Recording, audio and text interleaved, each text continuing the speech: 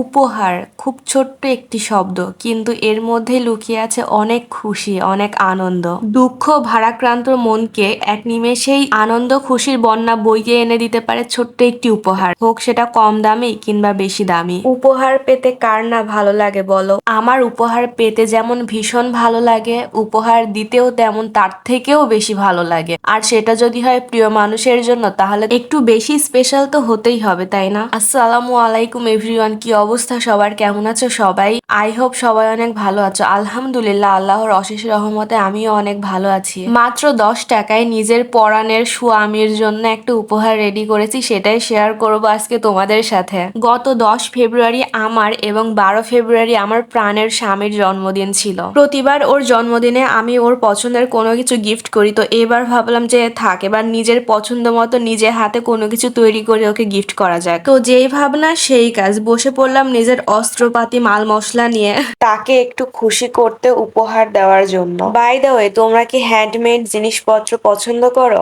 তোমরাও যদি আমার মতো হ্যান্ডমেড জিনিসপত্র পছন্দ করো, তাহলে তোমরাও কিন্তু এরকম একটা সুন্দর উপহার বক্স তৈরি করে ফেলতে পারো। আজকে আমি যে কাঁচের জারটি পেন্টিং করতে, সেই কাঁচের জারটি আমি কিনেছিলাম মাত্র 10 টাকায়। হ্যাঁ, তোমরা ঠিকই শুনেছো, মাত্র 10 টাকায় আমি এই কাঁচের জারটি কিনেছিলাম মশলা রাখার জন্য, মূলত মশলাদানি হিসেবে ব্যবহারের জন্য। মশলাদানি হিসেবে ব্যবহার করার জন্য হলেও আমি কিন্তু এটাকে অবশ্যই কোনো না কোনো সময় পেন্টিং করতাম, কারণ হাজার হলেও এটা কাঁচের জার বলে কথা। আর আমার কাছে কাঁচের জার থাকবে আর আমি সেটা পেন্টিং করব না, এটা তো হতেই পারে না। জারটি কেনার সময়ও কিন্তু আমার মাথায় আসেনি যে আমি এটা দিয়ে এরকম দারুণ একটা কিছু তৈরি করব বা আমার হাজবেন্ডকে তার বার্থডেতে গিফট করব। হুট করে আইডিয়াটা মাথায় চলে আসলো আর বসে পড়লাম কাজ করার জন্য। তো আমার কাছে জেসও ছিল না, যার কারণে আমি কাঁচের জারটিতে হোয়াইট কালার করে নিয়েছি। আর আমার কাছে ফোম ব্রাশ ছিল, যার কারণে আমি আমার পুরাতন একটা বিউটি ব্লেন্ডার দিয়ে মূলত কালারটাকে জারের সাথে ব্লেন্ড করে নিয়েছি, কারণ তুলি দিয়ে ফিনিশিংটা ভালো আসছিল না, এই জন্য আমি মূলত বিউটি ব্লেন্ডার এখানে তুলি হিসেবে ব্যবহার করছি। একটু ভালো ফিনিশিং আনার জন্য হোয়াইট কালারটা আমি বেশ কয়েকবার কোট করে নিয়েছি,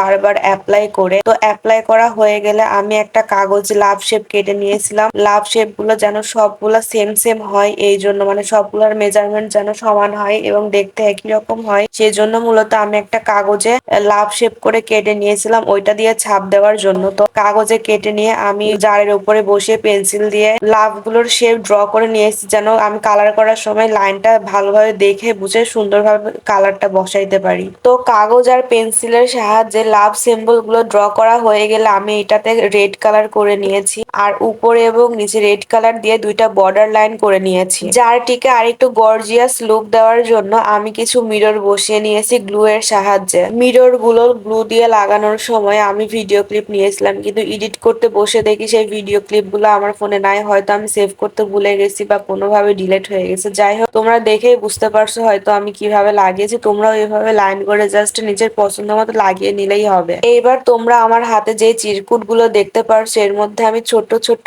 কিছু নোট লিখেছি আমার প্রিয় মানুষটার জন্য। এইখানে টোটাল 20টা চিরকুট আছে, চলো তোমাদের দেখিয়েই দিই এর মধ্যে আসলে আমি কি কি লিখেছিলাম।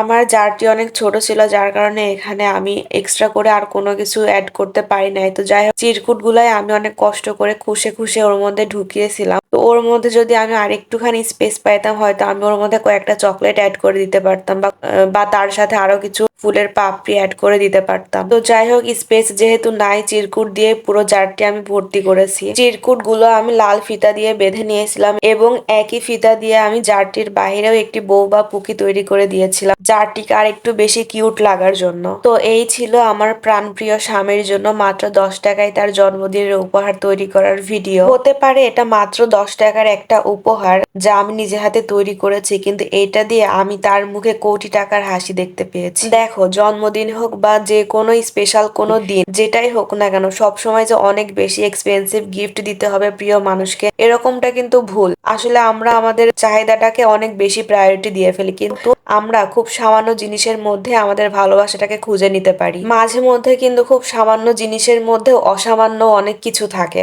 আজকাল একটা জিনিস প্রায়ই চোখে পড়ে, বন্ধুত্বের মধ্যে হোক বা ভালোবাসার সম্পর্কের মধ্যে হোক না কেন, সবসময় আমরা একে অপরের থেকে চেয়ে নিই যে আমাকে এটা গিফট করতে হবে, ওইটা গিফট করতে হবে, আমার বার্থডেতে এটা না দিলে হবে না, ওইটা না দিলে হবে না। আসলে আমরা আমাদের ব্যক্তিগত চাহিদাকে কখনোই জন্মদিনের উপহারের মধ্যে টেনে আনবো না, কারণ মন থেকে কেউ যখন কোনো কিছু উপহার দিবে, সেটাই হবে আমাদের আসল প্রাপ্তি। আর একটা বাস্তব সত্য কথা কি জানো, আমরা সবসময় উপহারকে দাম দিয়ে বিচার করি। উপহার তো শুধুমাত্র একটা মাধ্যম আমাদেরকে খুশি করার। আসলে আমাদের লক্ষ্য রাখা উচিত যে আমাদের প্রিয় মানুষটা আমাদেরকে খুশি করার জন্য, আমাদেরকে স্পেশাল ফিল করানোর জন্য কতটুকু এফোর্ট দিচ্ছে সেইটাই। তোমরা কি বলো?